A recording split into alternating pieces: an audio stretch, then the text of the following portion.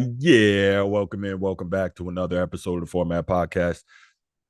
Whew, we got a show for you today, and I was real irritated in even trying to prep this show. So good luck to y'all listening.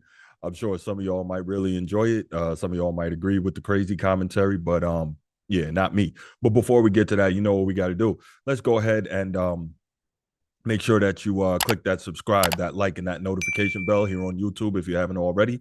Make sure you stay up to date on this content we're working on producing for you. If you want the audio only version of the podcast, anywhere you get your audio podcast, just open up your platform, type in the Format Podcast in the search bar, do a little search. We should come up. Go ahead, subscribe there. Please give us that 5-star review. Leave us a comment here on YouTube or on your audio podcast platform. It all helps us find more sports fans, helps more sports fans find us so that we can continue doing this thing. All right, let's get to it. I don't even know where to start. JJ Redick, okay? I really liked him as a player because if you've been on the channel before, you know that I love shooters, right? Because why? It's a skill that you can develop through nothing but hard work and repetition. Great. Love JJ Redick as a shooter. Outstanding player. I was under the impression that he really knew basketball, but he continues to say absolutely asinine things, which really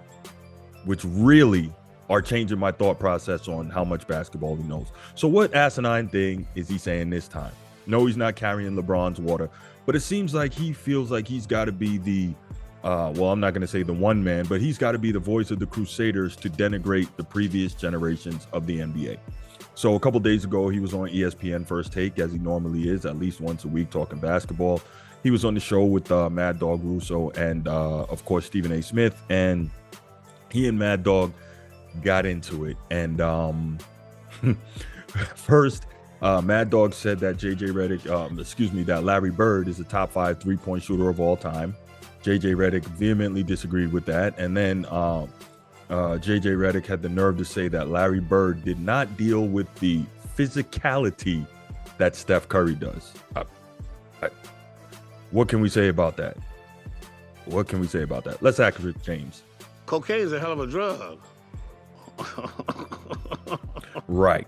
So, how about this? Let's go ahead, listen to JJ Redick's commentary on this, and then we'll get back and we'll talk about it. Did you watch? Doggy, it's just math. It's attempts, it's makes, and it's percentage. And there's no way you could ever argue Larry Bird is a top 3 3-point shooter of all time. You can't make that argument. You're basing it on math. He's one of the best basing it on shooters math in a time of when he played. I'm basing it on just shooting. Bird is a unbelievable. Again, we had this discussion the other day. We had this discussion the other day about James Naismith. James Naismith invented the game. You were rewarded for putting the ball in the basket. There's plenty of people that have shot more, made more, and guess what? Made more at a higher percentage than Larry Bird from 3. I'm not saying Larry Bird is not one of the greatest shooters ever. He's not one of the greatest 3-point shooters ever. Yes, you cannot make that argument. Yes, I'm sorry. When I watch, let's say Steph Curry, for example. Right. When I watch Steph Curry off the ball in a playoff game. Oh, he's great. Getting grabbed and held by Marcus Smart. They're attached to him at all times. Right. Then when I watch Larry Bird come off a pin down and no one's within 5 feet of him and they're shooting the gap. You're telling me one is more physical than the other? You're telling me that's more physical than Steph Curry being grabbed and held for 48 minutes? Okay, so let's give credit where credit is due. First, JJ Redick did say Larry Bird is one of the greatest shooters of all time. I think everybody knows that. And real quick, it really irritates me when people call Larry Bird a shooter, not because he wasn't a great shooter, but generally when you talk about guys as a shooter, it denotes that that's their like primary skill set. And in many cases, when you call a guy a shooter, that's maybe, their only skill set. And Larry Bird was far from that. Larry Bird was one of the greatest players of all time. I think I have him number 4 on my all-time list. And one of the greatest players of all time who was also an incredible shooter. I don't refer to Larry Bird as a shooter. Now, that said, I think he's 39% from 3 for his career. I want to say just about 50% from the floor and 88% from the free throw line. And we know that he's, in terms of clutch baskets, game winners from all over the floor, all-time big-time shots, He's been that pretty much his whole career. So everybody knows what type of player Larry Bird was. Well, maybe a lot of people don't know, but Larry Bird was one of the best to ever do it in all facets, okay? He played on the greatest front court of all time, Larry Bird, Kevin McHale, Robert Parrish, on those great 80s Celtics championship teams, won 3 championships, quick rundown on Larry Bird. And the reason I brought up the greatest front court of all time, on that front court, he averaged 10 rebounds a game for his career. Without athleticism, without jumping ability, he was still able to do that. Why? Because he understood the game. Larry Bird played a good portion of his career with Hall of Fame point guard Dennis Johnson, God bless the dead, and he averaged 6.3 assists per game, 1 assist short of LeBron's career assist per game average, if you were wondering in terms of small forwards. Anyway, why do I bring up the fact that he played so much of his career with Dennis Johnson? Because Dennis Johnson was a Hall of Fame point guard and was the primary ball handler. So Larry Bird wasn't getting his assists by manipulating the basketball. He was getting it because he knew how to pass and he had great court vision at the forward spot. Okay, so we know he's a rebounder. We know he's a passer. Obviously an outstanding career scorer. I think about 24.5 points per game for his career.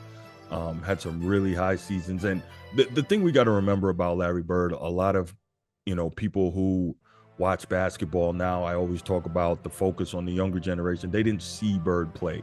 And Bird in his time was an absolute terror. Let's keep this in mind.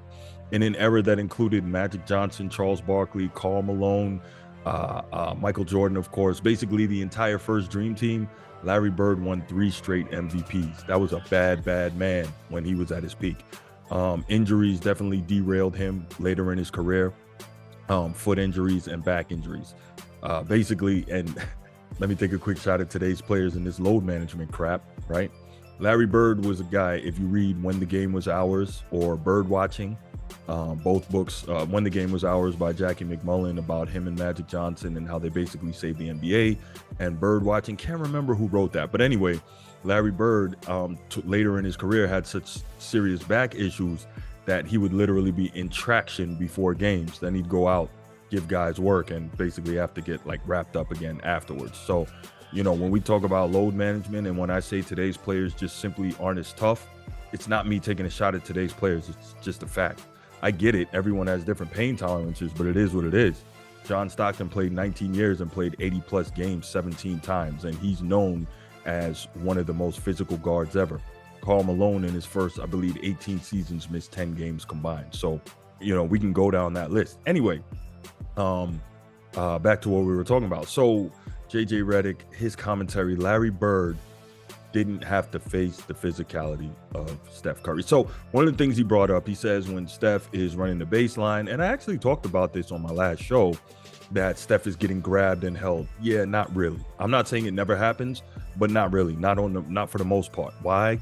Because it's been a point of emphasis in the league for years now to allow players freedom of movement. You can't bump them, you can't grab them. It's a quick foul. Now, Larry Bird played in the era where you could literally take guys out of the air. Go back and look at the highlight in, I want to say, the 1984 NBA Finals, where there was a breakaway, Kurt Rambis, and Kevin McHale literally clotheslined him out of the air.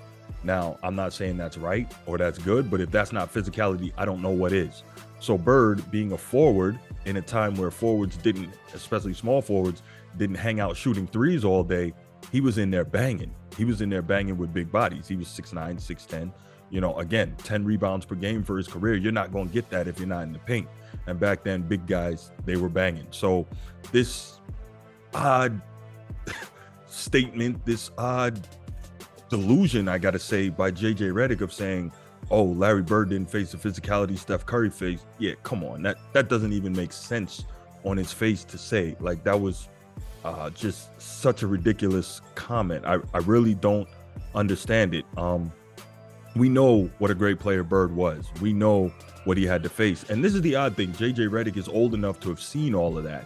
So for him to come on national TV and make that statement, what does it get back to? It's him carrying the water for the modern day player and the modern generation. And I get it, because this is his generation. This is the league that he played in for quite some time. I get it. This is also, he'll never admit to it, but this is also what they do. Who are they? Those people who want to say that LeBron James is the greatest of all time. what do? They tear down the previous generation, say that it wasn't that hard. The guys were plumbers and firemen, and they didn't play well, and this, that, and the third, right?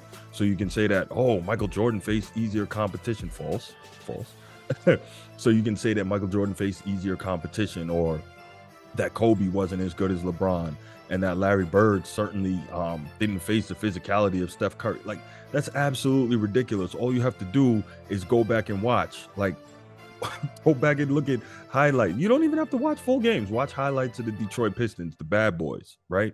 Back when basically every team was pretty much like no free layups and no dunks. If we can stop you from getting that, we're going to stop you from getting that. So that means when you came in the paint, you were prepared for it. Your body was hardened for it, or you were a warrior. That's why I think a guy like Allen Iverson could have played back then. LeBron, not so much. But anyway, this is not about LeBron. This is about JJ Redick's crazy commentary. So I'm going to leave it right there.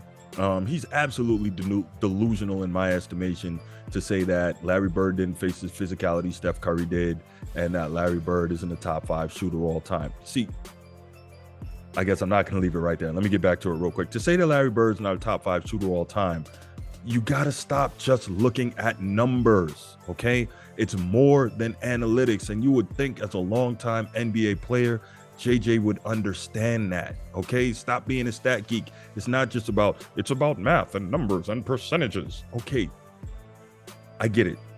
Statistics are a way to numerically quantify events that took place in a given game. I got it. However, there's a lot of context that get left out that raw statistics for the most part cannot handle.